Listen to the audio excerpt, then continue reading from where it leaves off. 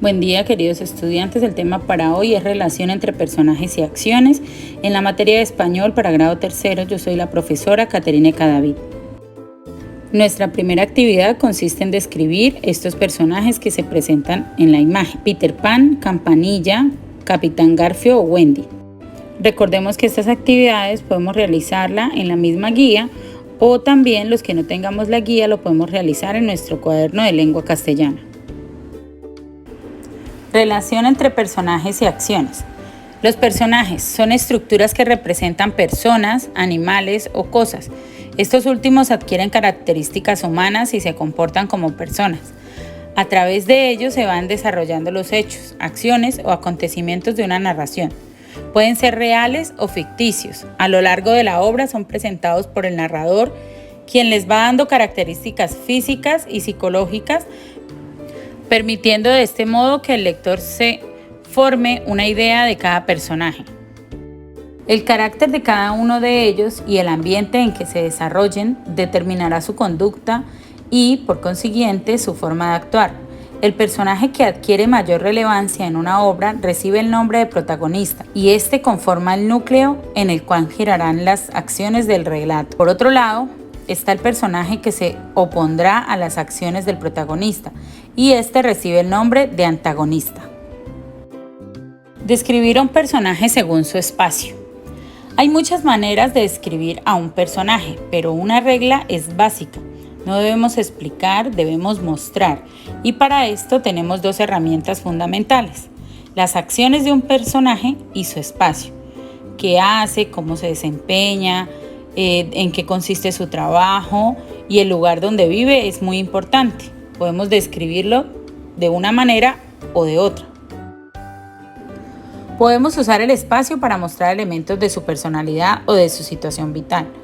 Nuestro personaje está en el punto álgido de su vida, pues su oficina puede estar nueva y reluciente.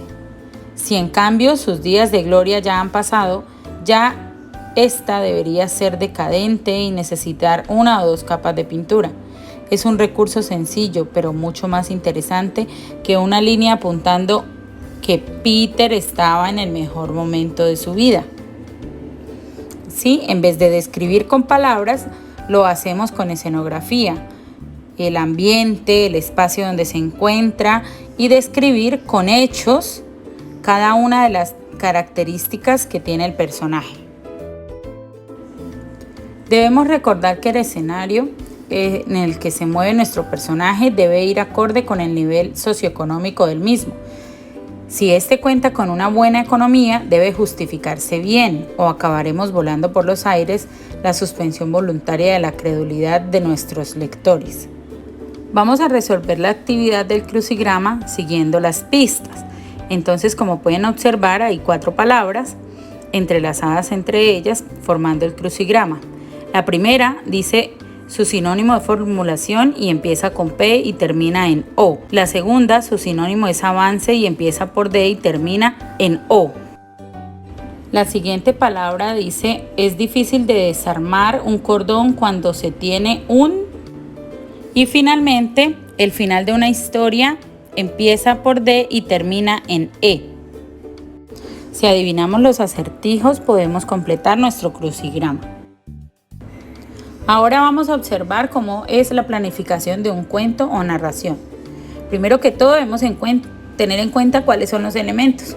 Entonces, los personajes, quién va a ser el personaje principal, quiénes serán los personajes secundarios, el marco, cuándo va a suceder la historia y dónde va a suceder. Luego debemos tener en cuenta cómo va a realizarse el inicio, el nudo, cuál va a ser el problema o la dificultad, la reacción o las acciones, que son los hechos que van a suceder. Y finalmente debemos tener en cuenta cómo va a ser el desenlace de nuestra historia. Teniendo en cuenta estas pautas, vamos a realizar un cuento o una historia. Vamos a incluir en ella todos los elementos que hacen parte de la misma. No olvides enviar foto de tus actividades a tu profesor. Recuerda no imprimir a menos de que sea muy necesario. Lávate las manos con abundante agua y jabón antes y después de terminar tus actividades escolares. No salgas de casa si no es necesario, conserva la distancia con las personas que no vivan en tu casa, usa tapabocas al salir de casa y lleva siempre el alcohol o el gel antibacterial para ponerte cada hora. Muchas gracias por tu atención y espero que este video te haya servido para despejar las dudas acerca de la guía de lengua castellana.